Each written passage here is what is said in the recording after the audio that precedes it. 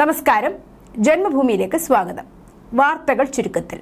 ഗവർണറുടെ നയപ്രഖ്യാപന പ്രസംഗത്തിന്റെ കരട് ഇന്ന് മന്ത്രിസഭാ യോഗം അംഗീകാരം നൽകും. UDF പ്രകടന പത്രികയിലും ഇന്ദിരാ ഗ്യാരണ്ടിയിലും ഊന്നിയാവും നയപ്രഖ്യാപനം. വെള്ളിയാഴ്ചയാണ് ഗവർണർ നിയമസഭയിൽ നയപ്രഖ്യാപനം നടത്തുക. മുഖ്യമന്ത്രി ഡൽഹിയിൽ പോകുന്നതിനാലും പൊതു അവധി വരുന്നതിനാലുമാണ് ഇന്ന് മന്ത്രിസഭ ചേരുന്നത്. അതേസമയം KSRTC സൗജന്യ യാത്രയിലെ മാനേജ്മെന്റ് റിപ്പോർട്ടും ഇന്ന് മന്ത്രിസഭാ യോഗത്തിൽ ചർച്ചയായേക്കും. കോൺഗ്രസ് പാർട്ടിയുടെ കേരളത്തിലെ മുഖ്യമന്ത്രി നാളെ പ്രധാനമന്ത്രി നരേന്ദ്രമോദിയുമായി നടത്തുന്ന കൂടിക്കാഴ്ചയെ കൗതുകത്തോടെ ഉറ്റുനോക്കുകയാണ് രാഷ്ട്രീയ നിരീക്ഷകർ. പ്രതിപക്ഷത്തിരുന്നപ്പോൾ കടുത്ത നിലപാടാണ് കേന്ദ്രത്തിനെതിരെ പല വിഷയങ്ങളിലും കോൺഗ്രസും UDFും സ്വീകരിച്ചിരുന്നത്. ആ നിലയിൽ മുഖ്യമന്ത്രി VD സതീശനും മോഡിയുമായുള്ള കൂടിക്കാഴ്ച ഏറെ നിർണായകമാണ്. നാളെ ഉച്ചയോടെ പ്രധാനമന്ത്രിയുമായുള്ള കൂടിക്കാഴ്ച നടക്കാനാണ് സാധ്യത. സംസ്ഥാനത്ത് വ്യാഴാഴ്ച ഇവിടെ ഇടിമിന്നലോടുകൂടിയ മഴയ്ക്കും ശക്തമായ കാറ്റിനും സാധ്യത. ഈ ദിവസങ്ങളിൽ തെക്കു പടിഞ്ഞാറൻ കാലവർഷത്തിന്റെ വരവും പ്രതീക്ഷിക്കുന്നു. ഒറ്റപ്പെട്ട ശക്തമായ മഴയ്ക്ക് സാധ്യതയുള്ളതിനാൽ ഇന്ന് പത്തനംതിട്ട, ആലപ്പുഴ, കോട്ടയം, ഇടുക്കി, എറണാകുളം, തൃശൂർ, മലപ്പുറം, കോഴിക്കോട്, വയനാട് ജില്ലകളിലും നാളെ തിരുവനന്തപുരം, കൊല്ലം, ആലപ്പുഴ, എറണാകുളം ജില്ലകളിലും മഞ്ഞ അലർട്ട് പ്രഖ്യാപിച്ചു. തൃപ്രയാർ ക്ഷേത്രത്തിൽ ദർശനം നടത്തിയപ്പോൾ ആചാരലംഘനം നടത്തി മുഖ്യമന്ത്രി VD സതീശൻ. അദ്ദേഹം ക്ഷേത്രത്തിൽ പ്രവേശിച്ചപ്പോൾ ക്ഷേത്ര മതിൽക്കെട്ടിനുള്ളിൽ കോൺഗ്രസിന്റെ കൊടികളുമായി അണികൾ മുദ്രാവാക്യം വിളിച്ചു. സതീശന്റെ വരവ് പ്രമാണിച്ച് നിരവധി കോൺഗ്രസ് പ്രവർത്തകർ ഉൾപ്പെടെ വൻ ജനക്കൂട്ടമാണ് മതിൽക്കെട്ടിനുള്ളിൽ തിങ്ങിക്കൂടിയത്. ഇതുമൂലം ഭക്തർക്ക് ദർശനത്തിന് ബുദ്ധിമുട്ട് നേരിട്ടു. നാലമ്പലത്തിനുള്ളിൽ തൃപ്രയാർ തേവരെ തൊഴുത ശേഷം മുഖ്യമന്ത്രിയുടെ ഫോട്ടോ പകർത്തി. സാധാരണഗതിയിൽ ഈ ഭാഗത്ത് ഫോട്ടോഗ്രാഫി പാടുള്ളതല്ല. അവിടെ വെച്ച് ഫോട്ടോ എടുക്കുന്നതിനെതിരെ ഭക്തർ പ്രതിഷേധം പ്രകടിപ്പിച്ചു. BJP പ്രവർത്തകനെ CPM-കാർ വെട്ടിപ്പരിക്കേൽപ്പിച്ചു. കൊല്ലം ചാത്തന്നൂരിലാണ് സംഭവം. മലപ്പുറത്ത് ജിഹാദികളുടെ കൊലവിളി മൂലം എക്സ് മുസ്ലിമും സാമൂഹ്യ നിരീക്ഷകനുമായ ആരിഫ് ഹുസൈൻ തെരുവത്തിന്റെ മീറ്റിംഗ് മാറ്റിവെച്ചു. കോയ കോളിംഗ് എന്ന പേരിൽ സംഘടിപ്പിക്കാൻ ഉദ്ദേശിച്ച പരിപാടിയാണ് മാറ്റിവെച്ചത്. ആരിഫ് ഹുസൈൻ തിരൂരിലെ പരിപാടിക്ക് പങ്കെടുക്കാൻ വന്നാൽ കാൽ വെട്ടുമെന്ന തരത്തിൽ വെല്ലുവിളി ജിഹാദികളുടെ ഭാഗത്തു നിന്നും ഉണ്ടായിരുന്നു. പൊളിറ്റിക്കൽ ഇസ്ലാമിനെ നിർദാക്ഷിണ്യം വിമർശിക്കുന്ന വ്യക്തിയാണ് ആരിഫ് ഹുസൈൻ തെരുവത്ത്. കാസർഗോഡ് നായന്മാർ മൂല പാണലത്ത് ഭർത്തൃവീട്ടുകാരുടെ പീഡനത്തെ തുടർന്ന് യുവതി ആസിഡ് കഴിച്ച് ജീവനൊടുക്കിയ സംഭവത്തിൽ അറസ്റ്റിലായ ഭർത്താവ് ആദിലിനെ റിമാൻഡ് ചെയ്തു. നേരത്തെ കസ്റ്റഡിയിലെടുത്ത ആദിലിനെ വിശദമായി ചോദ്യം ചെയ്ത ശേഷമാണ് ആത്മഹത്യാ പ്രേരണാ കുറ്റം, സ്ത്രീധനം ചോദിച്ചുള്ള പീഡനം എന്നീ വകുപ്പുകൾ ചുമത്തി വിദ്യാനഗർ പോലീസ് അറസ്റ്റ് രേഖപ്പെടുത്തിയത്. കേസിൽ ഭർത്തൃമാതാവിനെ കൂടി പ്രതി ചേർത്തിട്ടുണ്ട്. BA B.Ed ബിരുദധാരിയാണ് Fathimath സുഫൈദ. നായന്മാർ മൂല തൻബിഹുൽ ഇസ്ലാം ഹയർ സെക്കൻഡറി സ്കൂളിൽ ദിവസവേതനാടിസ്ഥാനത്തിൽ ഇംഗ്ലീഷ് അധ്യാപികയായി ജോലി ചെയ്തിരുന്നു. ആദിൽ പ്രവാസിയായിരുന്നു. 3 വർഷത്തോളമുള്ള പ്രണയത്തിനൊടുവിൽ 1 വർഷം മുമ്പായിരുന്നു ഇവരുടെ വിവാഹം.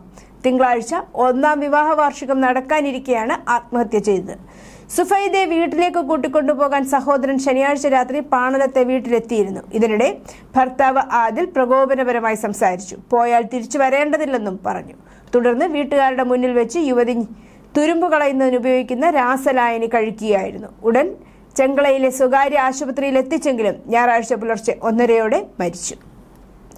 രാജ്യത്ത് ഇന്ധനവില വീണ്ടും വർദ്ധിപ്പിച്ചു. കഴിഞ്ഞ 2 ആഴ്ചയ്ക്കുള്ളിൽ ഇത് 4ാം തവണയാണ് ഇന്ധനവിലയിൽ വർധനവുണ്ടാകുന്നത്. പുതുക്കിയ നിരക്കനുസരിച്ച് പെട്രോൾ ലിറ്ററിന് ₹2.61 ഡീസൽ ലിറ്ററിന് ₹2.71 ആണ് വർദ്ധിപ്പിച്ചത്. തിരുവനന്തപുരത്ത് പെട്രോളിന് 115.32 രൂപയും ഡീസലിന് 104.41 രൂപയുമാണ്. നവകേരള സദസ്സിനിടെ പ്രതിഷേധിച്ച KSU യൂത്ത് കോൺഗ്രസ് പ്രവർത്തകരെ പിണറായി വിജയന്റെ ഗൺമാൻ അടക്കമുള്ളവർ തല്ലിയ സംഭവത്തിൽ ആദ്യ പുനരന്വേഷണ റിപ്പോർട്ട് ഇന്ന് കൈമാറും. DGPക്കാണ് പ്രത്യേക അന്വേഷണ സംഘം റിപ്പോർട്ട് കൈമാറുക.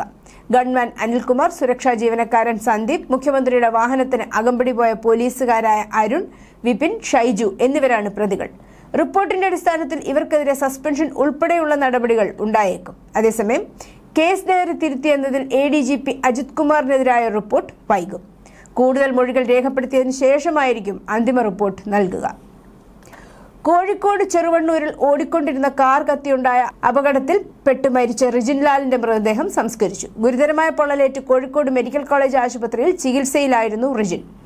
കോഴിക്കോട് മെഡിക്കൽ കോളേജിലെ പോസ്റ്റ്മോർട്ടത്തിന് ശേഷം കക്കറമുക്കിലെ വീട്ടിലെത്തിച്ച മൃതദേഹം പൊതുദർശനത്തിന് ശേഷം പൂവാലോറക്കുന്ന് ശ്മശാനത്തിൽ മറവ് ചെയ്തു. മെയ് 15 രാത്രി 9:30 ചെറുവണ്ണൂരിൽ കക്കറമുക്ക് റോഡിലായിരുന്നു നാടിനെ നടുക്കിയ ദുരന്തം നടന്നത്.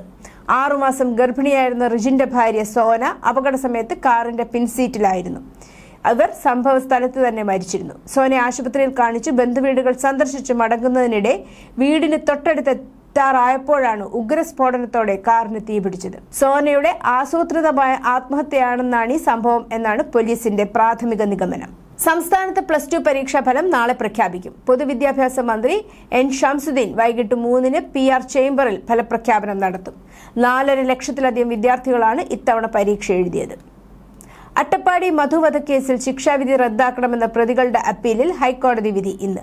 ശിക്ഷ വർദ്ധിപ്പിക്കണമെന്ന മധുവിന്റെ കുടുംബത്തിന്റെ അപ്പീലും ഇന്ന് ഹൈക്കോടതി തീരുമാനമുണ്ടാകും.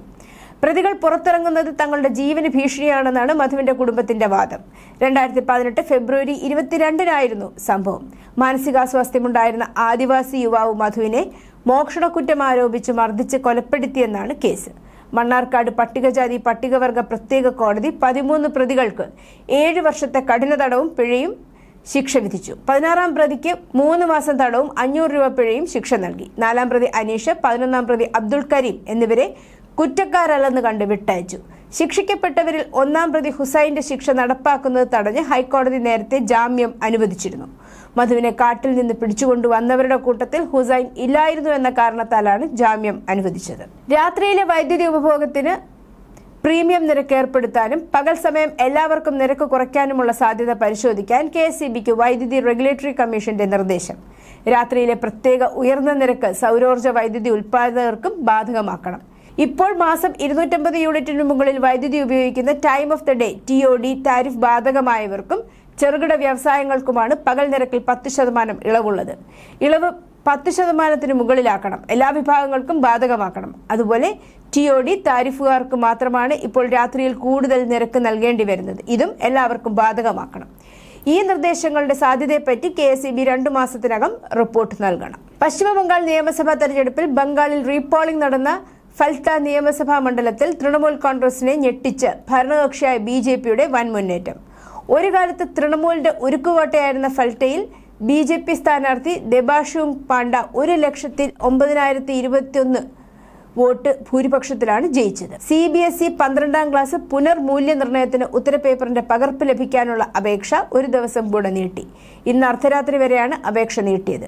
കേന്ദ്ര വിദ്യാഭ്യാസ മന്ത്രാലയം ഇടപെട്ടതിന് പിന്നാലെയാണ് നടപടി. അതേസമയം സാങ്കേതിക പിഴവ് ഇന്നത്തേക്ക് പരിഹരിക്കപ്പെടുമോ എന്ന കാര്യം വ്യക്തമല്ല. ഫീസ് അടയ്ക്കുന്നതിലെ സാങ്കേതിക പ്രശ്നവും ഇപ്പോഴും പരിഹരിച്ചിട്ടില്ല. സാങ്കേതിക പിഴവിനെക്കുറിച്ചും വിദ്യാർത്ഥികളുടെ പരാതികളെക്കുറിച്ചും കേന്ദ്ര വിദ്യാഭ്യാസ മന്ത്രി CBSEയിൽ നിന്ന് വിശദമായ റിപ്പോർട്ട് തേടിയിരുന്നു. പ്രശ്നപരിഹാരത്തിന് IIT മദ്രാസിൽ നിന്നുള്ള വിദഗ്ധ സംഘത്തെ മന്ത്രാലയം നിയോഗിച്ചു. പരീക്ഷാഫലം റദ്ദാക്കിയ പഴയ രീതിയിൽ മൂല്യനിർണ്ണയം നടത്തി ഫലം പ്രഖ്യാപിക്കണമെന്ന ആവശ്യം ശക്തമാവുകയാണ്. ബാങ്ക് ഓഫ് ബറോഡയുടെ ജോയിന്റ് കസ്റ്റോഡിയനായ ഹർസിദ് കടിയാറിനെ 8.70 കോടി രൂപ തട്ടിയെടുത്ത കേസിൽ അഹമ്മദാബാദ് പോലീസ് വെള്ളിയാഴ്ച അറസ്റ്റ് ചെയ്തു. ബാങ്കിൽ 15 വർഷത്തെ പരിചയസമ്പന്നനായ കടിയാർ ആഡംബര ജീവിതത്തിന് പണം കണ്ടെത്തുന്നതിനാണ് വൻ മോഷണം നടത്തിയതെന്ന് സമ്മതിച്ചു.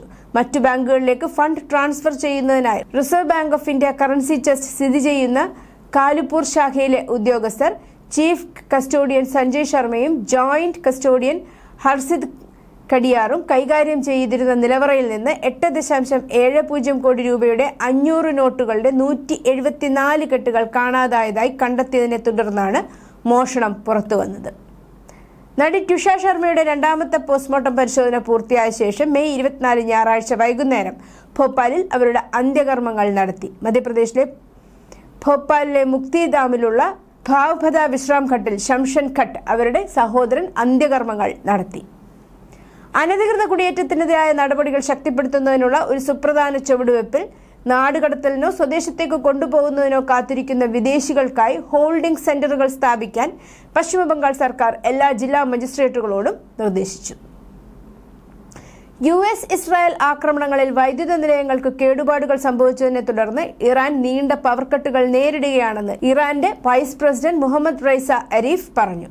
ഊർജ അടിസ്ഥാന സൗകര്യങ്ങൾക്ക് കേടുപാടുകൾ സംഭവിച്ചതിനെ തുടർന്ന് ഇന്ധന ഉപഭോഗം പരിമിതപ്പെടുത്താൻ മന്ത്രി ഈ ആഴ്ച ആദ്യം ഇറാനികളോട് ആവശ്യപ്പെട്ടിരുന്നു. ഇറാനുമായുള്ള സമാധാന കരാറിന്റെ വിശദാംശങ്ങൾ ഇപ്പോഴും ചർച്ചയായതിനാൽ ഇന്ന് ഒപ്പുവയ്ക്കാൻ സാധ്യതയില്ലെന്ന് US മാധ്യമങ്ങൾ ഞായറാഴ്ച റിപ്പോർട്ട് ചെയ്തു. കരാറിന്റെ വിശദാംശങ്ങൾ ഇപ്പോഴും അന്തിമമാക്കിക്കൊണ്ടിരിക്കുകയാണെന്ന് ഒരു മുതിർന്ന ഭരണാധികാരിയെ ഉദ്ധരിച്ച് റിപ്പോർട്ടുകൾ ഉണ്ട്. ഹോർമസ് കടലിടുക്ക് വീണ്ടും തുറക്കുന്നതിലൂടെ യുദ്ധം അവസാനിപ്പിക്കുന്നതിനുള്ള ഒരു കരാറിൽ അമേരിക്കയും ഇറാനും തത്വത്തിൽ സമ്മതിച്ചായി ഒരു മുതിർന്ന US ഉദ്യോഗസ്ഥൻ പറഞ്ഞു. അമേരിക്കൻ ഇറാനിയൻ ഉദ്യോഗസ്ഥർ നിബന്ധനകളെ വ്യത്യസ്തമായി വിവരിക്കുമ്പോൾ പോലും ഉയർന്ന സമ്പുഷ്ടമായ യുറേനിയം വിനിയോഗിക്കാൻ ഇറാൻ സമ്മതിച്ചിട്ടുണ്ടെന്നും എന്നാൽ ഇതുവരെ ഒരു കരാറിൽ ഒപ്പുവെച്ചിട്ടില്ലെന്നും ഉദ്യോഗസ്ഥർ കൂട്ടിച്ചേർത്തു. ഇറാനിയൻ നേതൃത്വമോ അവരുടെ സ്റ്റേറ്റ് മാധ്യമങ്ങളോ ഒരു സാധ്യതയുള്ള കരാറിന്റെ നിബന്ധനകളെക്കുറിച്ചോ ചർച്ച ചെയ്യപ്പെടുന്ന കാര്യങ്ങളെക്കുറിച്ചോ പരസ്യമായി അഭിപ്രായം പറഞ്ഞിട്ടില്ല. US-ഉമായുള്ള സമാധാന കരാറിന്റെ ഭാഗമായി സമ്പുഷ്ട യുറേനിയം കൈവിടാൻ ഇറാൻ സന്നദ്ധത അറിയിച്ചെന്ന് റിപ്പോർട്ട്. കരാറിന്റേതായി പുറത്തുവരുന്ന ഉള്ളടക്കത്തിലാണ് ഇക്കാര്യമുള്ളത്. സമ്പുഷ്ട യുറേനിയം ഇറാന് പുറത്തേക്ക് മാറ്റണമെന്നതായിരുന്നു US-ന്റെ ഒരു പ്രധാന ആവശ്യം. ആണവ പദ്ധതി ഇറാൻ ഉപേക്ഷിക്കണമെന്നും വാശി പിടിച്ചു. ഇതിന് രണ്ടിനും തയ്യാറല്ലെന്ന് വ്യക്തമാക്കിയതിനാലാണ് ഏപ്രിലിലെ വെടിനിർത്തലിന് തൊട്ടു പിന്നാലെ പാകിസ്ഥാനിൽ നടന്ന സമാധാന ചർച്ച പരാജയപ്പെട്ടതെന്ന് US vice president JD Vance പറഞ്ഞിരുന്നു. ആക്രമണത്തിനു മുമ്പ് സമ്പുഷ്ട യുറേനിയം ഇറാൻ സുരക്ഷിത കേന്ദ്രത്തിലേക്ക് മാറ്റിയെന്ന റിപ്പോർട്ടുകളുണ്ടായിരുന്നു.